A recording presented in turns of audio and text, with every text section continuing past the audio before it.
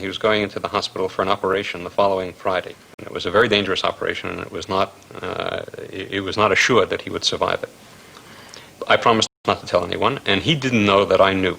And I told him somebody had found an apparent error in a calculation that we had done and published together. And so on Monday morning, we met in my office, and he sat down and started working.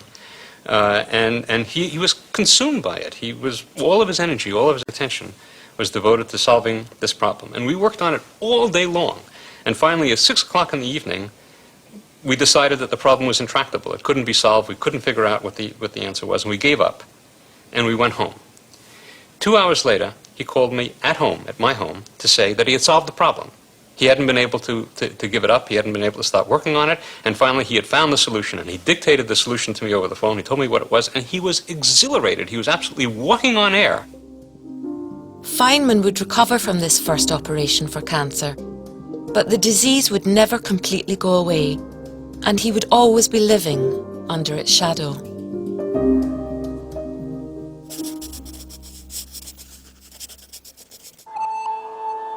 We have main engine start, 4, 3, 2, 1, and liftoff.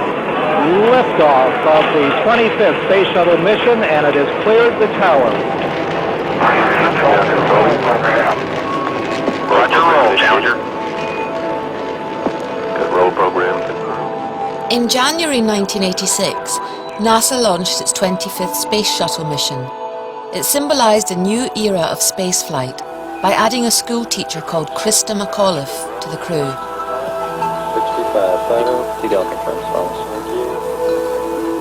Challenger, go with throttle up.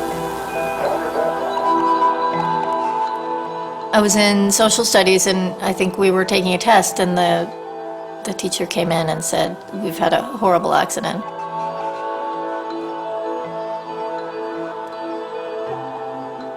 Flight controllers here looking very carefully at the situation. We have no downlink. And then coming home, and my parents had already seen it, and which was unusual because they didn't really watch TV. Watch your data carefully. Take hard copies of all your displays. Make sure you protect any data source you have. The loss of their space shuttle and its crew of 7, live on TV, shocked America. The country was thrown into mourning.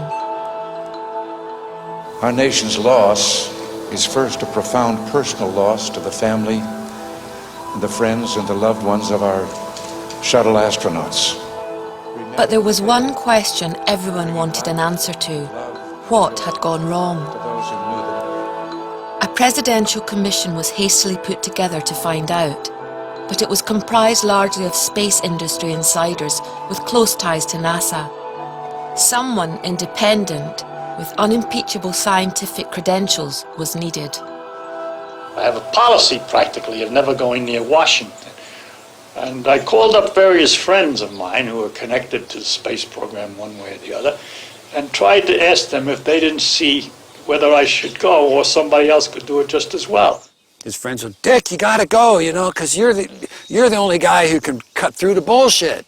He asked me what I thought he should do, and so I just asked him, "Well, do you think it's an important problem?" He said, "Yes, he did." I said, "Do you think you can make a difference?" And he said, after a while, I said, "Well, yeah, probably can." I didn't say another word. And after a few minutes hesitation, he said, "To hell with you, Hibbs," and hung up. Feynman broke his policy, and within days of the accident, he had joined the inquiry in Washington. The investigation was led by William Rogers, an ex-Secretary of State and the ultimate Washington insider. His formal bureaucratic approach was the polar opposite of the freewheeling maverick professor. Mr. Rogers, he knew nothing about it. I had been on accident boards before, and I took the opportunity. I said, "Hey, I just did one of these investigations. Would you like to see it?" And I think reluctantly, Rogers said, "Yeah, okay, you can show it to us, but we're not going to do it that way." And so I went through this very logical step-by-step process of how you investigate a space accident, and Rogers said, "No, we don't have the technical capability to do that." And that's when Feynman butted in. He said, "No, I like that. I think that's a smart way to go." For Feynman and the chairman, it was the beginning of a poor relationship. But for the professor and the Air Force general, it was the start of a close friendship. And he just was the smartest guy in the world. And he had a reputation for integrity. You know, he's the most honest guy in the world.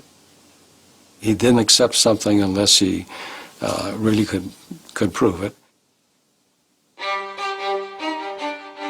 The two men began touring the US, visiting NASA sites where the shuttle was made, questioning the engineers and managers. In the process of speaking to the engineers, you realize, wow, some of them won't talk to me right now because the managers are in the room, you know. It wasn't simply a technical puzzle. There was a human puzzle going on too.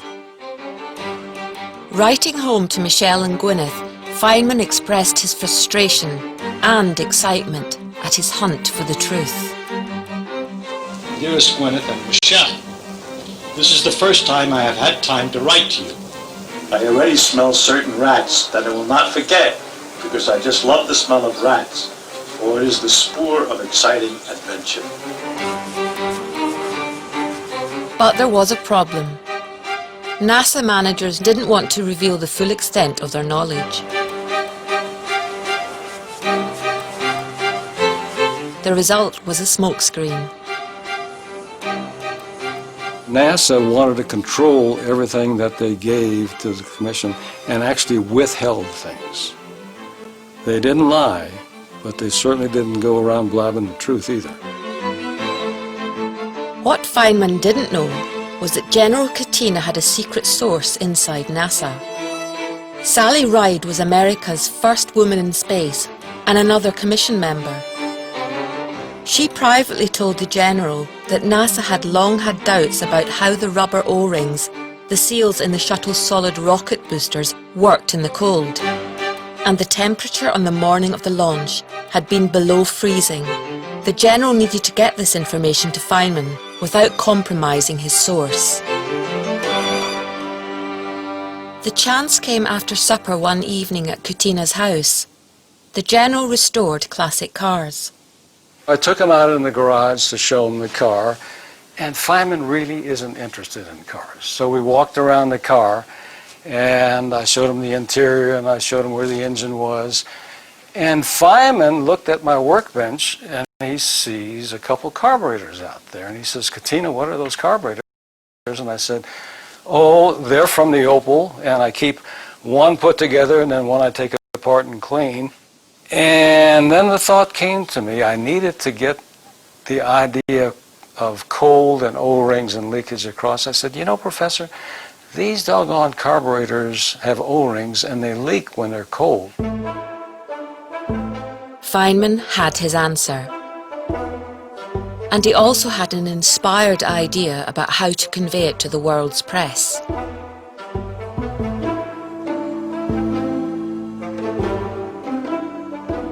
And the various things that you told me about the need for resilience and the lack of resilience. When the Commission next met, he began questioning senior engineers about the effect of cold on the O-rings on the morning of the launch.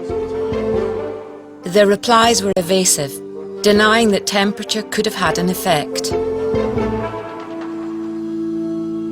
Before the event, from information that was available and understanding that was available, was it fully appreciated everywhere that this seal would become unsatisfactory at some temperature, and was there some sort of a suggestion of a temperature at which the SRB, I guess you call it, Yes, shouldn't be run? It was the judgment that under the conditions that we would see on launch day, given the configuration that we were in, that the seal would function at that temperature. That was the final judgment. It was Feynman's chance. He decided to use the power of a classic science demonstration. During the hearings, they had that actual O-ring joint, and we're passing it up the road. It goes to Feynman. I'm sitting to his left, and I hand it to him, and he puts it down. And then he goes into his pocket and pulls out the pliers and the hose clamp and a screwdriver and takes the joint apart, pulls out the piece of rubber O-ring, puts the clamp on it, then I know what he's going to do. He sees the ice water and he swears it was just kind of an accident.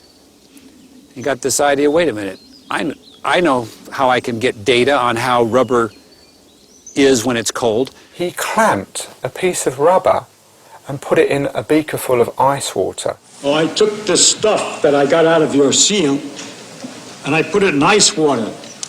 And I discovered that when you put some pressure on it for a while and then undo it, it maintains, it doesn't stretch back, it stays the same dimension. In other words, for a few seconds at least, and more seconds than that, there's no resilience in this particular material when it's at a temperature of 32 degrees. I believe that has some significance for our problem.